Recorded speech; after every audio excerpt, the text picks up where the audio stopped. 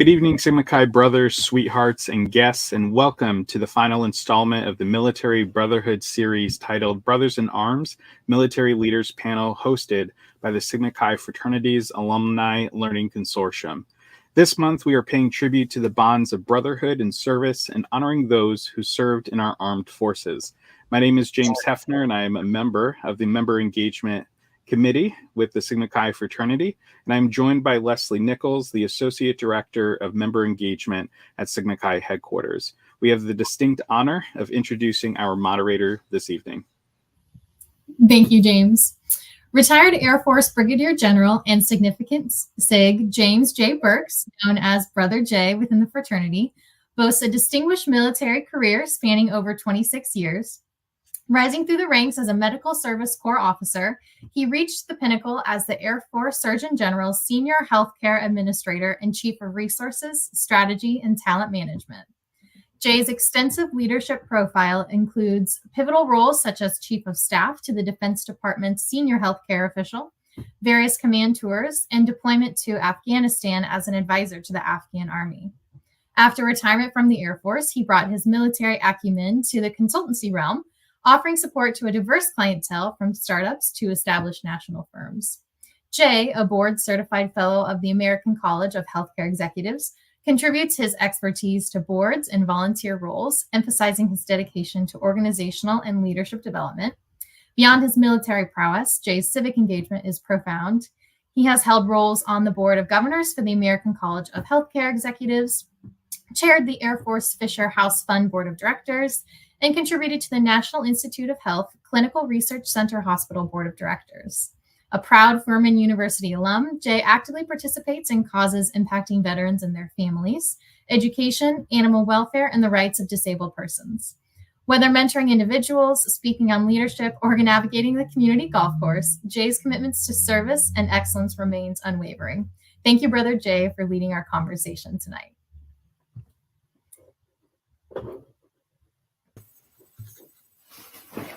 Good evening. Welcome to all. We are delighted that all of you have joined us this evening, and for those who will be watching the recorded production afterwards, welcome as well.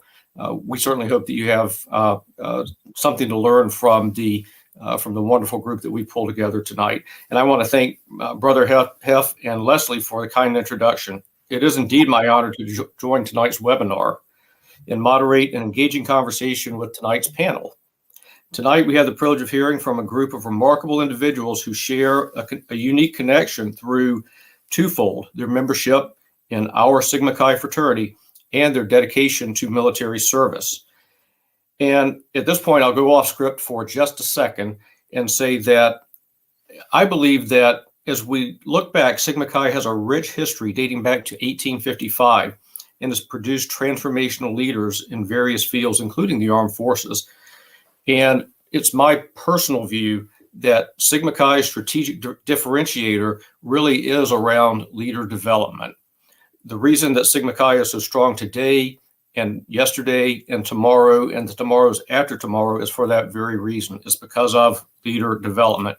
And as all of us on the panel will talk about tonight, and everyone who wears the white cross knows this inherently, the first duty of any leader is to create more leaders who are grounded in values, like those values of our beloved fraternity. And so we're thrilled to present Brothers in Arms, a military leaders panel, where we will hear from some of the highest ranking brothers representing the different branches. And we have what we would consider a joint, meaning comprised of more than one service, military service panel, with the United States Army, United States Navy, United States Marine Corps, and of course, the United States Air Force represented on tonight's panel. And you will find that each panel member, each brother possesses unique and inspiring stories of courage, honor, and the values instilled by our fraternity and their military service. So let's take a few minutes and introduce our panel. And we'll begin with Michael Aguilar, Brigadier General, United States Marine Corps, retired, Long Beach, California, 1972. General Aguilar is a graduate of National Defense University and the Naval War College and holds a master's degree in strategic studies in national security affairs. General Aguilar concluded his illustrious 31-year career in the United States Marine Corps on January 1st, 2002. His final role as the Deputy Commander, Marine Forces South and Commanding General, Fleet Marine Forces South showcased his leadership as the Commanding General of Joint Task Force Panama, ensuring anti-terrorism and force protection during the critical transfer of the Panama Canal to the government of Panama. Throughout his military journey, General Aguilar held diverse flying and command positions, amassing over 4,000 hours as an attack helicopter pilot and becoming the first person of Mexican descent to achieve the rank of general officer in the Marine Corps. A decorated veteran of the Gulf War, General Aguilar earned accolades such as the Defense Superior Service Medal, the Legion of Merit, the Bronze Star Medal, the Meritorious Service Medal, and the Navy and Marine Corps Commendation Medal. Post-retirement, he served as the Federal Security Director at San Diego International Airport, where his notable achievements including supporting of the Coalition Provisional Authority in Iraq and coordinating TSA's response during Hurricane Katrina, earned him the recognition as TSA's Federal Security Director of the Year in both 2006 and 2011. General Aguilar's enduring commitment to aviation and security continued as he assumed leadership roles in defense consulting, eventually becoming the executive director of the Flying Leathernecks Aviation Historical Foundation in 2018, and subsequently serving as the president and CEO of the newly established Flying Leatherneck Aviation Museum in 2021. General, welcome. We're glad to have you here this evening. Thank you very much. Next, David Klein, Lieutenant Colonel, United States Army, retired. Penn State, 1964. Lieutenant Colonel David Klein, a Penn State University graduate, demonstrated exceptional leadership during his collegiate years, serving as both proconsul and consul in the Sigma Chi fraternity while pursuing a degree in secondary education with the biology focus.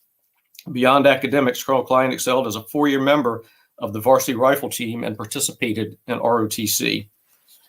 Commissioned as a second lieutenant in the United States Army Infantry in December 1964, Colonel Klein embarked on a distinguished 22-year military career marked by significant leadership roles.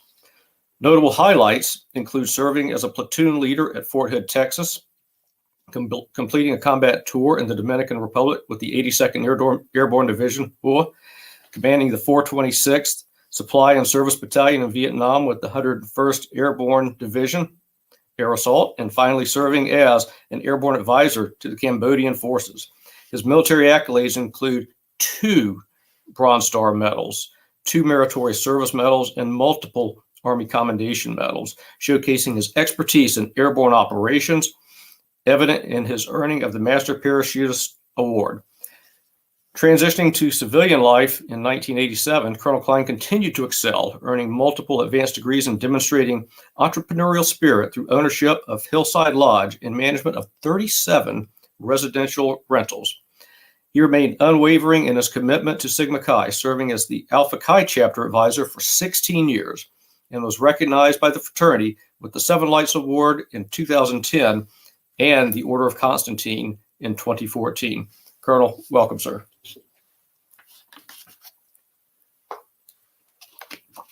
Next, we have George Lampe, Major General, United States Air Force, retired, Pittsburgh State, 1965.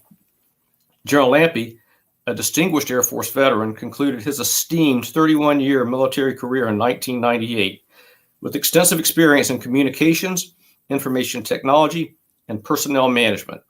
Achieving the rank of Major General on September 29, 1995, he played pivotal roles in long-range planning initiatives at both Headquarters Air Force and United States Transportation Command. In his final assignment, General Lampe contributed to the functional management of over 77,000 military and civilian personnel globally, overseeing 3 critical Air Force units and the Joint Spectrum Center.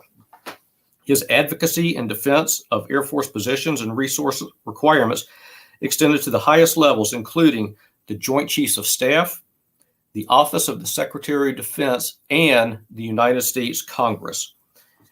General Lampe's academic background includes a BA, a Bachelor of Arts degree from Pittsburgh State University, a Master of Arts degree from Webster University, and graduation from the Industrial College of the Armed Forces, which today we know as the Eisenhower School, and the Advanced Management Program at Duke University's Fuqua School of Business. His military decorations and awards include the Air Force Distinguished Service Medal and the Legion of Merit, and they reflect his exceptional contributions. Beyond his military career, General Lampe received numerous accolades, including the Distinguished Service Award from the National Defense Transportation Association and being designated as a significant SIG. And he was inducted into Sigma Chi's 150th Anniversary Hall of Fame in 2005. Post-retirement, he served as president of Lampe Consulting until 2018, continuing to showcase his continued leadership and expertise. General, welcome, sir. Thank you. And our final panelist this evening, Steve Swede Larson, Commander, United States Navy, retired, Iowa State, 1975. Commander Steve Swede Larson, a distinguished veteran of the United States Navy, dedicated over 30 years to both enlisted and officer roles in various cryptologic disciplines, spanning combat support, information warfare, signals intelligence, fleet operations training, and meteorology, rising to the rank of Master Chief Petty Officer. And I'll just pause there and say that for those who don't understand the significance of that, the enlisted rank, top rank, is constrained by law at 1%. So rising to the top 1% of the enlisted ranks before his commissioning and then retiring as a full commander in 2005, Commander Larson held key positions such as executive officer of the Naval Security Group activity in Augsburg, Germany, and commanding officer overseeing electronic sensor installations for a significant portion of the U.S. Global Fast Attack Submarine Fleet. Notably, in his final active duty assignment, he led intelligence combat support and special technical operations in support of Operations Iraqi Freedom and Enduring Freedom. Dr. Larson, a summa cum laude graduate at the baccalaureate level and a distinguished PhD graduate, received the Defense Meritorious Service Medal, and multiple Joint Service and Navy Marine Corps Commendation Awards. Post-retirement, he assumed executive roles in cyber operations within the Department of Defense. Dr. Larson's commitment extends beyond military service. He actively participates in church-sponsored activities, veteran support, and charitable organizations. A lifelong SIG, the commander contributes significantly to Sigma Chi, serving on the facilitator faculty for the Transformational Leadership Workshop, the SCLI Officer Training Academy, and supporting initiatives like Horizons Workshop. As a White Cross Trust donor, he funds a general scholarship for Sigma Chi undergraduate brothers, showcasing his enduring dedication to both military service and our Sigma Chi fraternity. Commander, welcome. And to all of our brothers and fellow veterans, welcome. We are delighted to have all of you with us this evening. And now, after those remarkable biographical highlights, I know that those who are participating this evening and those who will hear this series later on are probably just left in awe at the level of expertise and the commitment to both our fraternity and our nation through military service embodied in you four gentlemen. And particularly as we focused on leadership and values-based leadership, and focusing on leadership being about others. As one of my favorite quotes goes, leadership is not about the leader, it's about those who are led. And we have a few questions maybe to guide us through our thinking on that, and we'll certainly value from hearing from your perspectives. And so I'd like to just begin by asking the first question and just ask for some reflections from each one of you, and we'll go in order. And then we'll let the conversation take us from there. And what I would like is for each of you to share some of your key leadership lessons that you've learned throughout your career, particularly as you advanced along in rank within your respective military careers.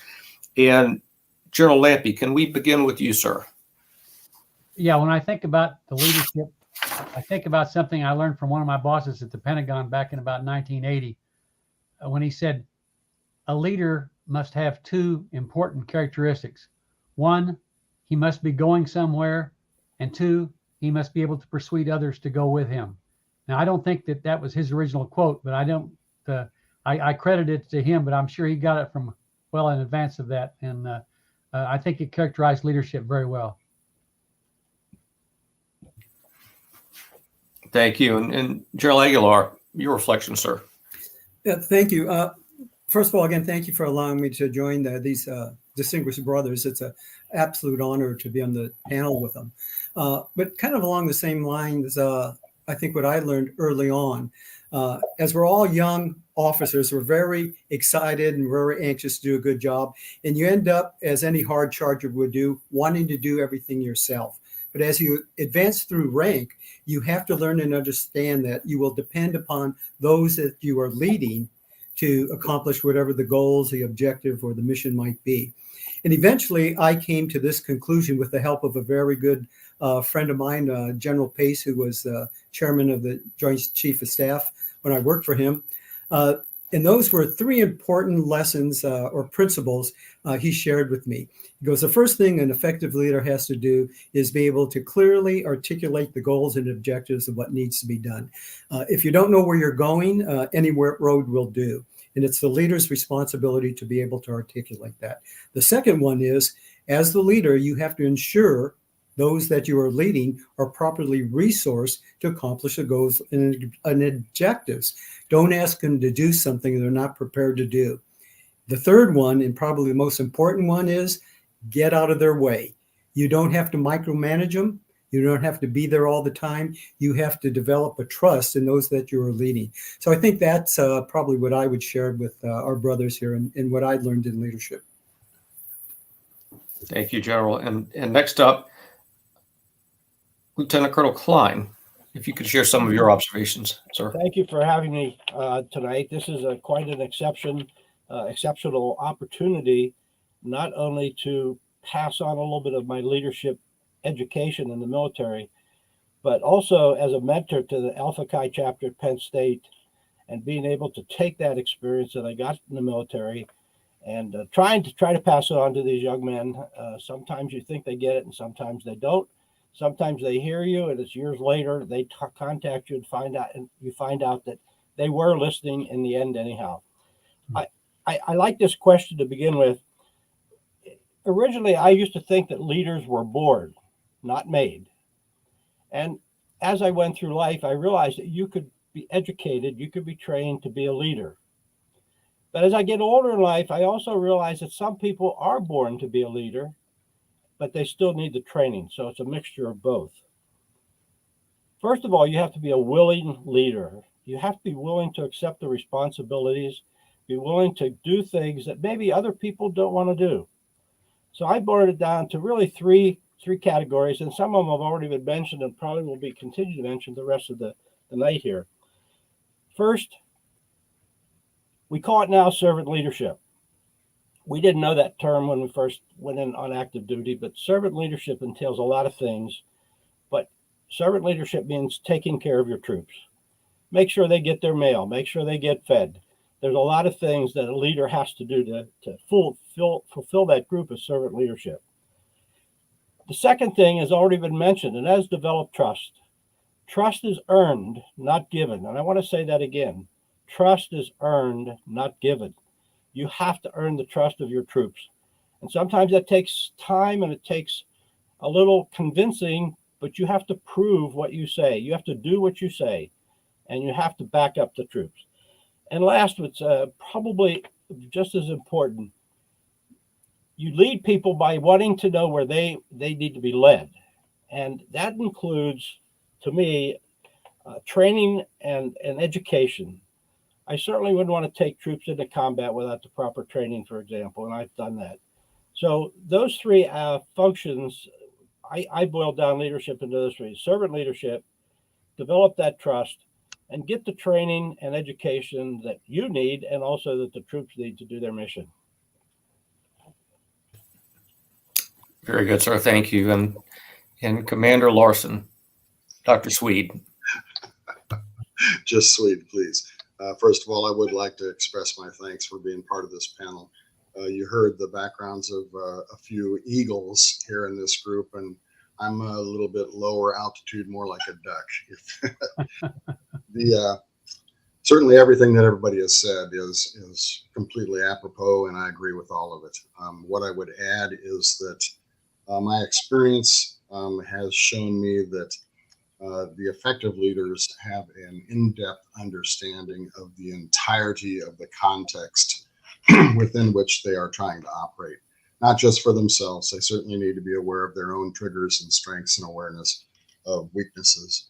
But for everybody on their team, all of their followers, all of their teammates, to the extent that they understand the entirety of the context, I mean, not just organizationally, but culturally, resource-wise, environmentally for the folks that they're working with, and can influence that context favorably, then they're going to more than likely be successful. Leadership is all about being other-oriented. It is almost never about me. It is about the team, the people that you're working with. They are going to raise you to success rather than if you try to drive it relying purely on your own resources. And that's about it. Very good, and thank you. And it's interesting as I listen to those pearls of wisdom from each of you, that these lessons are applicable not only in the military context, but I would suspect that if any one of us were sitting with the local Sigma Chi chapter or our home chapter at our alma mater, and we were asked to speak to the officers of the chapter or to the brothers of the chapter, we would give very similar answers, because many of these principles are enduring. And I also believe that leadership is about action, putting those principles, those values into action.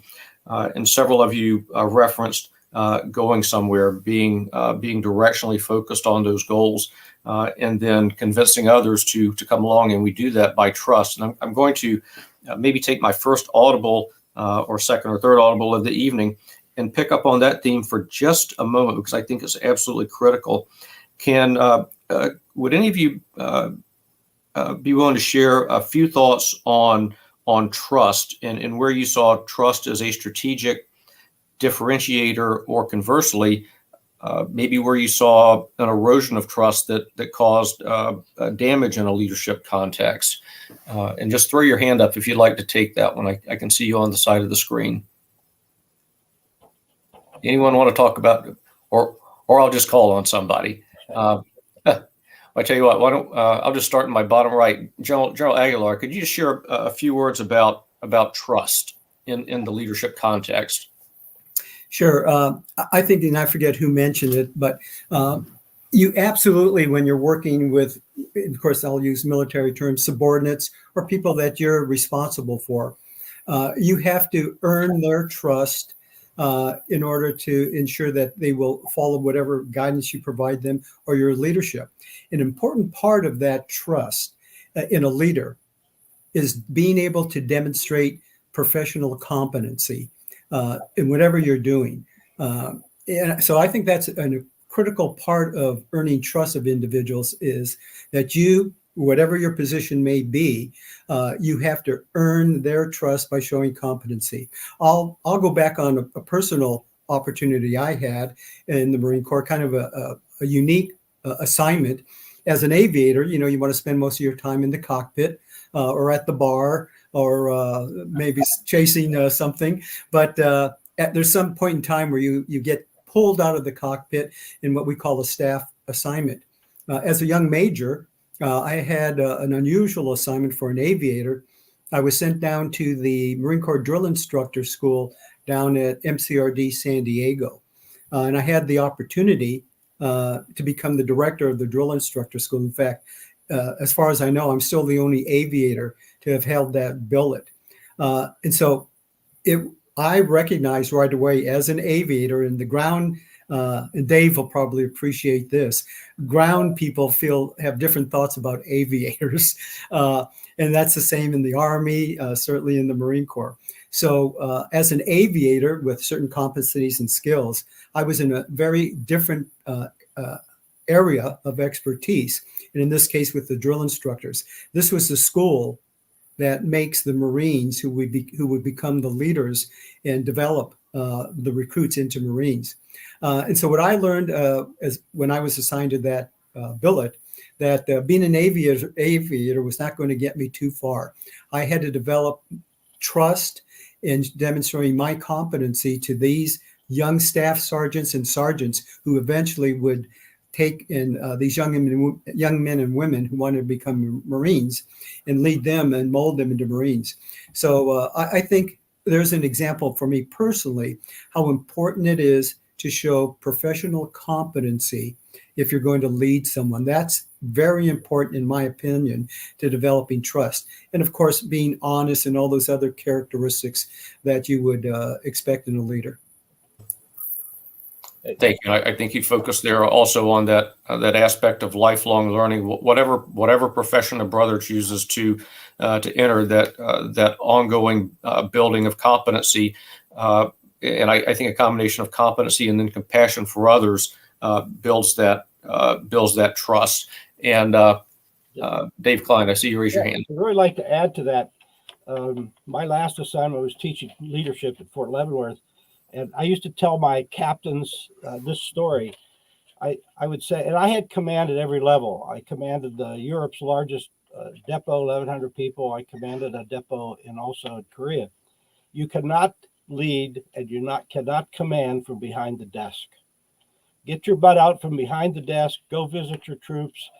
I did an experiment one time. I walked around and I criticized everybody. And pretty soon people were walking around with their heads lowered.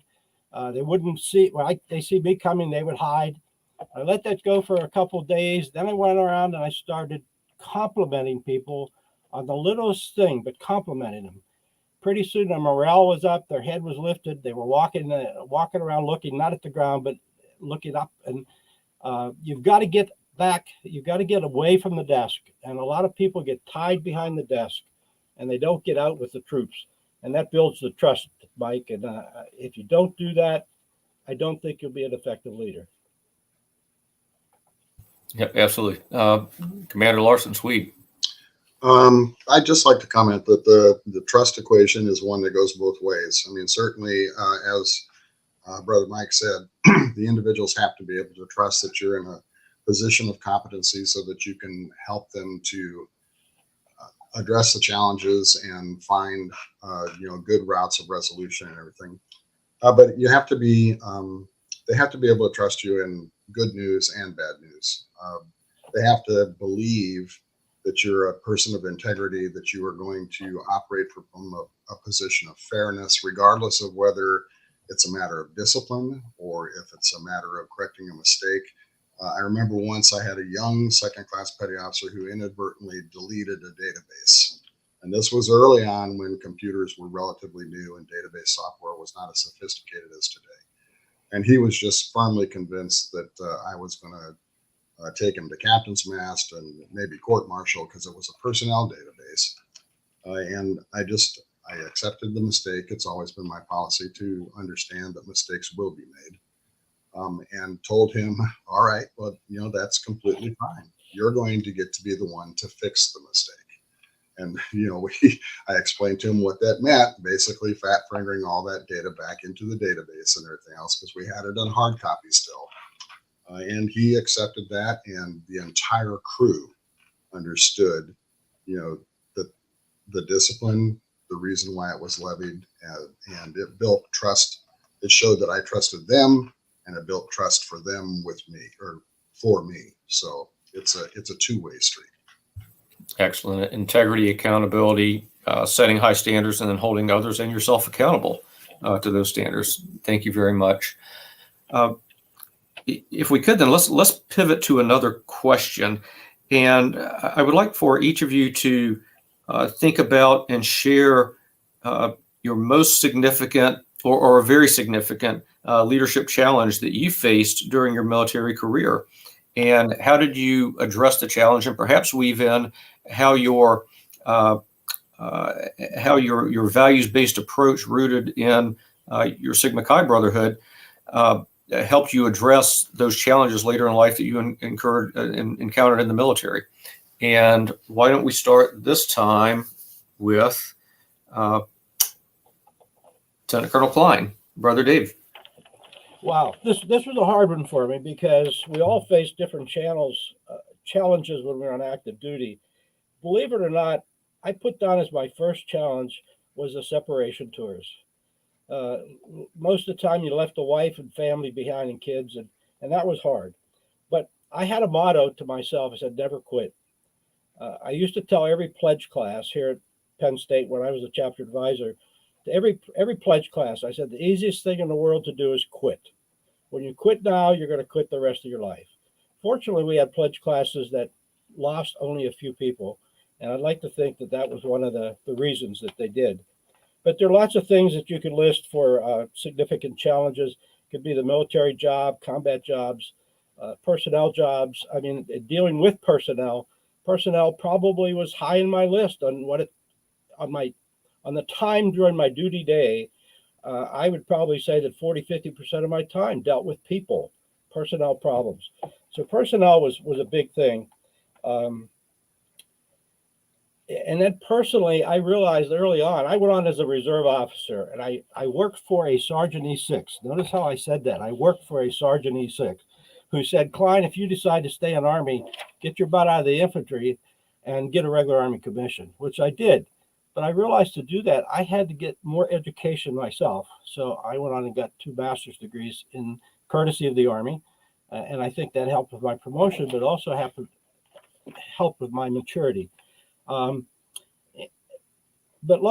we all face challenges, and we all list specific challenges. But my biggest challenge was meeting the new situation, knowing the troops, getting to know the troops, and as some people have already said, and we've discussed it already, earning their respect and trust. Thank you, Brother Dave. And General Lampy, Brother George. Yes, I found that challenges exist almost everywhere, on staff, so on and so forth. But for me, the greatest challenges I think that I had to deal with were as a commander at squadron level. And when you're placed in command, you're given basically control of the lives of X number of people, and everything from recommending them for a decoration to preferring court-martial charges. And it becomes a matter of back to the trust situation again as well. And I think it's important to deal with those challenges by trusting in your troops until they give you reason to not trust them, and to get to know your troops and to realize what their pros and cons are and what their needs are. And it's being a commander, unit commander, is one of the most gratifying jobs you can ever have in the military, but it's also one of the most challenging. Yes, sir. Thank you. I can echo that. And as you noted, the personnel issues, this was also shared previously, that the personnel issues become the most challenging. And as a commander, commander sits in a position where the mission and the people intersect, and that is critically important as you think about mission first, but people always. And when you have to take those actions as a commander, I know that when I would have to take an action as a commander, maybe it was an adverse action against one of our airmen for something that he or she did and shouldn't have done. Always having to separate the individual from the action that occurred, and making sure that even in those times where, as a commander, I was in a position of having to administer some kind of discipline to one of our airmen, that I also made sure to maintain the dignity and the respect of the individual, and treat them with respect and dignity as a person. Certainly, they may have made a mistake, and that had to be dealt with, but not in a way that was negative toward them as a person, and hopefully, in many cases, in a rehabilitative kind of way. And I found those to be some of the most challenging situations, and actually some of the some of the times where you could see somebody based on how you interacted with them and afforded them that respect and dignity, that it actually became a life-changing event for them, and they turned around and moved in a positive direction. General Aguilar, Brother Mike, your thoughts on the question? Well, thank you. And let me jump on Dave's point about people. I think in the military especially, and even my post-military career, dealing with individuals it remains the challenge. It is, especially in the military, a people organization. I think in private sector, you'll find even with the development of AI and other technology, people are going to be the key. But I'd like to share with the other brothers a particular incident. A little off the personnel part is an experience I had when I had the opportunity to command my first squadron. Unfortunate circumstances. I was slated to get a squadron, and unfortunately, one of my sister squadron COs got in an aircraft accident and was killed. So they shifted me, since I was already selected for command and in line and on site, over to a squadron that had just lost their commanding officer and some other pilots who were involved in a midair collision. So I had to take a squadron that at that time was clearly tagged as a failing squadron. And that was a tough situation. For me personally, and the challenge was the squadron was scheduled very shortly after I took command to go out on a major exercise we call out in 29 Palms, we call the Combined Arm Exercise. And we were the Cobra Squadron assigned to support the ground unit. Again, a squadron that has a reputation as being a failing squadron. The morale was, as you can well imagine, in the dumps as a result of losing their commanding officer, getting a brand new guy they weren't expecting here, and scheduled to go out on a live fire combined arm exercise. Tough situation. That I knew the squadron was not ready to handle. So I made the decision, going to my group commander, squadron group commander, the next level, to approach the wing commander, the 2-star general, and tell him, I can't take that squadron out there. It's a setup for failure, and someone's going to get hurt. There were just too many things against us at the time.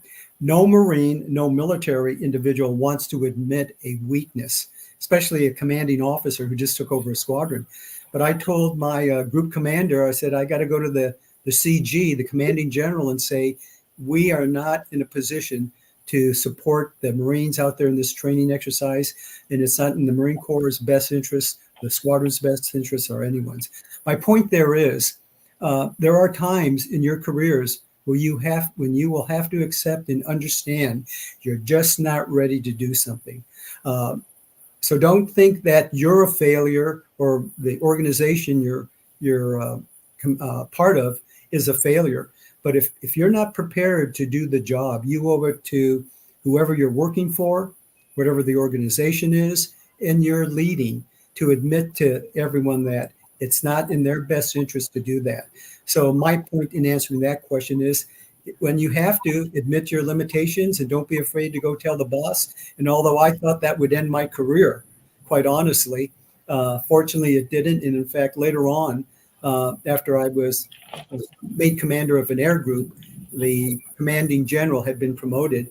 And he had told me, he remembered that incident and gave me kudos for having the courage to, if you will, to admit that the squadron was not ready to go perform in that. So don't be afraid to admit your limitations if necessary. Thank you, General Aguilar, Brother Mike. And what I would really emphasize there, as I listen to that really insightful story, is that in the military and in many of the professions in which our brothers find themselves or will find themselves in the future, they're pressure cookers. They are very high performance focused professions and high performing organizations, and oftentimes we'll be faced with one of those situations just as you described, where the individual may not be ready, the unit may not be ready, the organization may not be ready. And what you described, and I think a wonderful takeaway point, for our brothers is right here in our core values, and listed first among the core values of Sigma Chi is courage, being willing to stand up for what you believe in and accepting the consequences of those difficult choices and decisions. And your anecdote really highlights that that value. So thank you. And I believe Commander Larson, Brother Swede, your thoughts on the question. So, listening to everybody else, the first thing that started through my mind was a litany of situations that I had been in over the years and everything. And I won't fall into storytelling mode here because we could easily spend all evening doing that. I had over 30 different primary roles in my enlisted and commissioned careers. So I was faced with a lot of challenges. One of the things that I would say, kind of along the lines of Brother Mike's comments, in addition to being able to stand up and being willing to stand up and admit when you're unable to do something, you also have to be able to assess and accept risk to yourself by taking a right action. A couple of times I came dangerously close to a court-martial by not ignoring established processes, but because of wartime exigency or mission necessity, not paying strict attention to following processes due to time limitations. Ultimately, they all worked out well. People received the support that they needed. I accepted that personal risk, and I was exonerated, if you will, in the aftermath of the event. With regards to resolving those kinds of challenges and everything else, I guess the things that I would just add were that I didn't assume that I had all the answers. I relied on the experience, the expertise in the team. If somebody was better than me or had more experience in a particular area than me, then they became the authority, and I tapped that on behalf of the team. The true value of diversity of thought, if you will, of diversity of perspective. I exercise active listening all the time rather than coming in swinging, hammering out orders on the way things were going to be and everything else. I usually started by asking questions of the people that were already there, or people who were in the middle of the issue. You have to accept the bad, you have to accept the stress, you have to accept the risk. Certainly all of our core values and everything are directly at play in all of those kinds of situations. And it's just another example of where our fraternity values and the things that were required of us in our military roles meet, they juxtapose, if you will.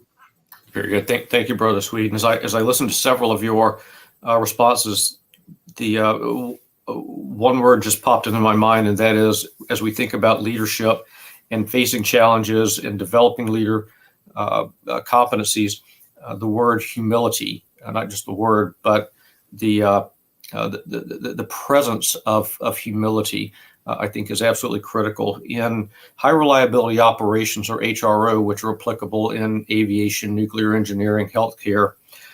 One of the themes there is humble inquiry, and Brother Sweet, I think you really focused on that as well. Understanding that we don't have all of the answers, and having the humility to ask questions and ask so in a way that increases our learning as an individual and as an organization. So thank you all. And brothers, what I would ask is we kind of turn in final here. We have about, by my time hack, about 10 minutes left, and we still have a little bit of ground that we want to cover. And I'm not seeing any questions in the chat box, so we'll just keep pressing ahead.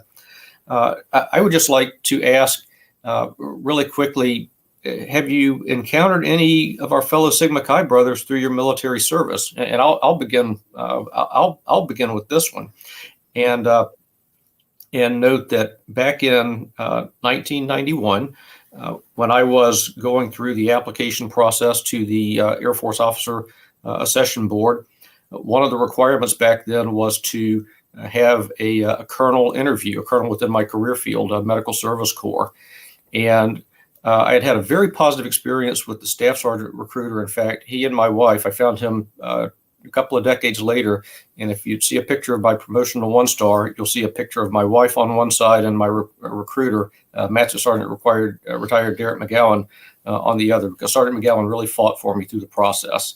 And I found him all those years later, and he was kind enough to come to our promotion ceremony. Above him was a captain I had a very not positive experience with, and we won't go into that. That's better reserved for a beer sometime. The captain didn't want to send me on to the final interview because he didn't think I had, quote, what it took to be in the Air Force. But he finally sent me on to the 06 interview and said, well, the captain said, I don't have a lot of faith and confidence in you, but I'm going to let you go to the interview anyway. And but you're probably not going to get a favorable recommendation, and your package isn't going to do well at the selection board. So I walk into this interview at Shaw Air Force Base with Colonel Bill Sanders. And as I walk in, I'm trembling, thinking that Colonel Sanders will probably look at me in about 60 seconds, throw me out, and say, you're not what we want in the Air Force. As I walk in, Colonel Sanders extends to me a warm Sigma Chi fraternal grip and said, Brother Jay, it's very nice to meet you. I was reading your resume, and by that point, my resume was about a half page long. It said I'd been a student all my life. And he said, I read your resume. I saw that you were a Sigma Chi. I was a Sigma Chi. And we proceeded to begin the discussion around values. And it was a wonderful icebreaker. I saw the colonel a few years later at a conference. He remembered me. I thanked him for what he had done. And he said, I knew when you walked in the room, and even before you walked in the room, just because you were a Sigma Chi, I knew what your values were, and I wanted to make sure that I emphasized that in my recommendation to the officer selection board. And so I don't think I was given a strong recommendation because I was a Sigma Chi, but it certainly was a wonderful icebreaker. Meeting a brother, clearly a colonel and a wannabe myself, but he already knew where my values were as a person and as a potential leader. And so that's my Sigma Chi war story from my time in the Air Force, or right before my time in the Air Force. Why don't we just go around and Gerald Lampy, Brother George, any experiences with Sigma Chi brothers in your service? Well, I remember when I first met then General Tony McPeak, who was Chief of Staff of the Air Force. I had just found out that he was a Sigma Chi from San Diego State, and it overwhelmed me. I thought, gosh, here my Chief of Staff of the Air Force is a Sigma Chi, and had a nice chat with him, and then got to sit next to him back in 2005 in Cincinnati at the 150th anniversary celebration. Sat with him at the luncheon there, the induction luncheon in the Hall of Fame, and what an experience that was. And then another guy that I crossed paths with in the Air Force is now a member of the San Antonio alumni chapter, along with me and with Swede, retired Major General Mike Wyrick, who had your job, Jay, several years before you. And I just place so much value on having this double connection with an Air Force guy and a Sigma Chi at the same time. Those are another retired 4-star, Gene Renuart in the Air Force, retired as chief of Northcom and NORAD, Sigma Chi. And so it's amazing what you find out sometime. And I wish that we knew more about it before we found out by accident sometimes. Well, very good. Well, thank you. And please extend to Gerald Wyrick my very best. We have a very positive relationship going back to when he was Colonel Wyrick and I was Lieutenant Burks, and we found out that we were Sigma Chi's. And I chose to tell the other story, but I have some Gerald Wyrick Sigma Chi stories as well, but we'll reserve those for another time. Thanks, Brother George. Brother Dave. Yeah, I'll be very short.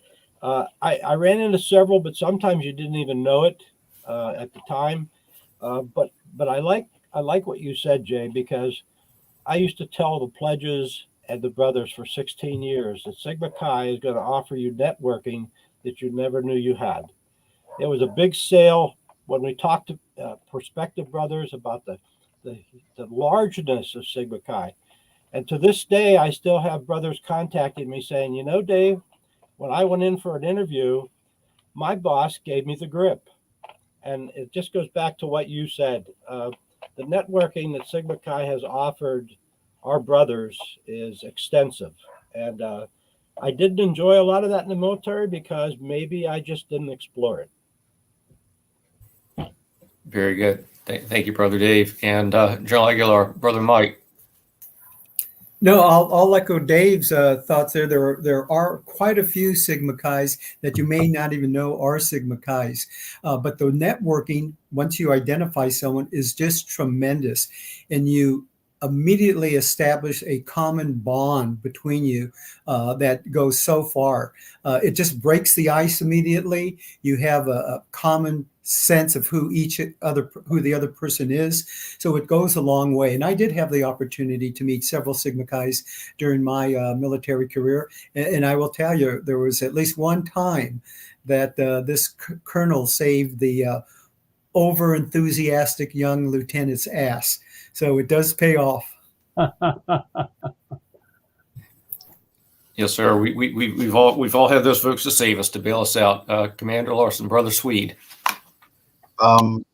So I did meet a few Sigma Chi's during the course of my active duty career. Although I wasn't actively looking for them, I tried to stay plugged into my pledge and chapter brothers back at Iowa State, just to share what I was experiencing, around the world.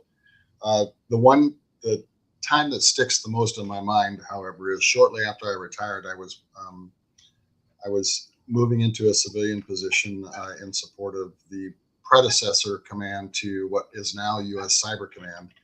And we were in a large organizational briefing one day, and I had been wearing my pin on the lapel of my suit at the time. And this Army lieutenant colonel came rushing across the room when we were done and everything, ran up to me and said, "Are you a Sigma Chi? I can see the pin." And I said, "I am." And we shook hands, and he grabbed me and pulled me and ran me back across the room to the other side and introduced me to a whole bunch of other Army SIGs, some of whom I knew. I just didn't know that they were Sigma Chi's at the time. So it's a fantastic fraternity. We are in all of the corners of the world in the military service and in our civilian capacities and everything. And you never know when you are going to run into one or see a sticker on a car or have somebody just recognize you or whatever. It's a fantastic brotherhood. All of you are absolutely spot on there, and it doesn't matter where you run into them. Once you identify one another, we identify one another.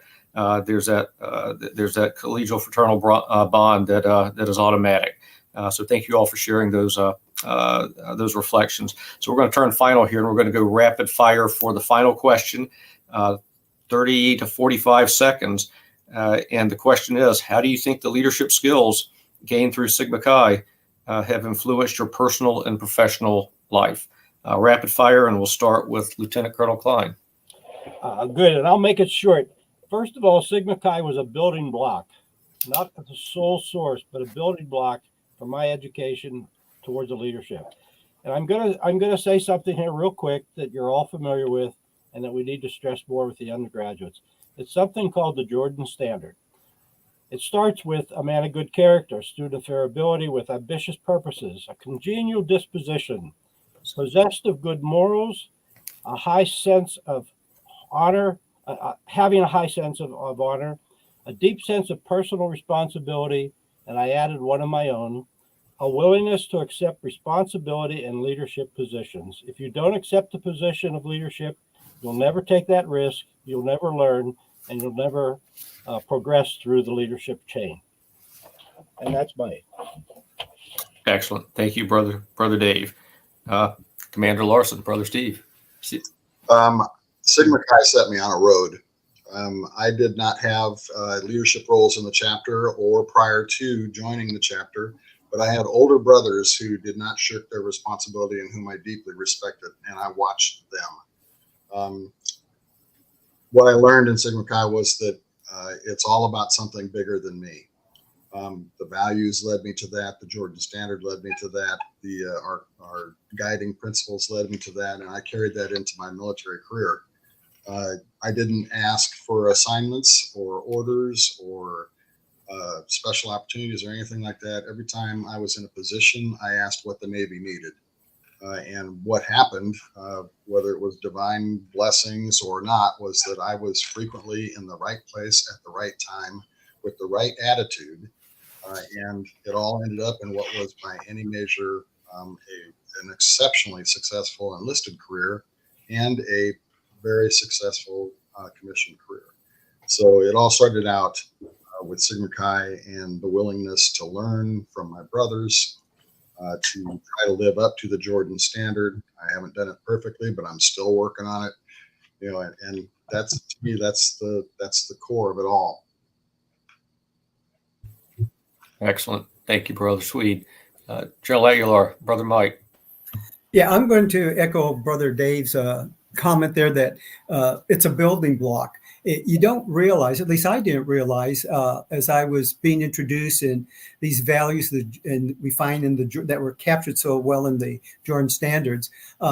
As you move through your military career or your personal life or your transition, for those of us that served in the military, you can go back to your success stories and draw a line directly to any one of those values that Dave articulated so well, and recognize that I learned those, or at least they were emphasized, because they may have been brought to you by your parents, but they were emphasized in Sigma Chi, and you saw our other brothers exhibit various levels of those. So I think it's important to realize the significance of what you learned in Sigma Chi, maybe not upon graduation day, but throughout your life and your career, you can draw a line directly back to one of those values and say, that's what helped me be successful. Absolutely. Thank you, Brother Mike. And General Lampy, Brother George. As I look back on the 59 years that I've been a Sigma Chi, I realized that I had no idea back in 1964 as a charter member of Zeta Iota chapter that how firm and how extensive and how everlasting the bonds of brotherhood would become. And so to this day, I look back and I'm still in touch with brothers. We had 60 charter members, 38 are still alive, 22 have passed on to the chapter eternal, but those bonds will never be broken. And I just can't believe that I didn't realize that earlier in my life, but it has been an unrepeatable experience and one that I could never fail to thank the Lord for. Thank you, Brother George. Those are all wonderful reflections, and I think the perfect ending to tonight's panel. So thank you all for your sentiments, your reflections, and for your service to our fraternity for certain, and absolutely to our nation, brothers. It was my highest honor participating in tonight's webinar with each of you, and you're all very much an inspiration and continue to be an inspiration for others. Whether within our fraternity, within your respective communities, wherever you go, those values that, as General Aguilar said, you may have learned at home at an early age, but they were certainly honed and refined through our Brotherhood and Sigma Chi, and then subsequently in our military service. Those values clearly reflect today and this evening, and I believe that that will be a blessing to all of those brothers who view this presentation. And this does bring us to the end of the Sigma Chi Military Brotherhood, hosted by the Sigma Chi Fraternities Alumni Learning Consortium. We hope that all of those listening this evening and those who will subsequently view this series have been as inspired as I am by the incredible stories and the insights that have been shared by our military Sigma Chi brothers. Before we go, we would like to express our gratitude to these extraordinary individuals for their dedication to both the fraternity and their military service, as well as all the brothers that we've had the honor of interviewing over the course of this past month. If you've enjoyed this event, please click the share button to share the Signature Speaker Series event with your friends and fellow Sigma Chi brothers, as well as anyone who values stories of leadership, sacrifice, and the enduring power of brotherhood. Remember, as we've heard this evening, the bonds formed through Sigma Chi are not just for 4 years, but they are for a lifetime, and they continue to shape the lives of brothers in remarkable ways throughout the courses of each of our respective lives. Our signature series will be taking a break from live events for the month of December, but we encourage you to visit the Sigma Chi Learning Consortium at any time to watch all of our previously recorded content. We look forward to seeing all of you when we pick back up in January of 2024. Thank you again for joining us this evening. Have a wonderful evening. Take care and hoke.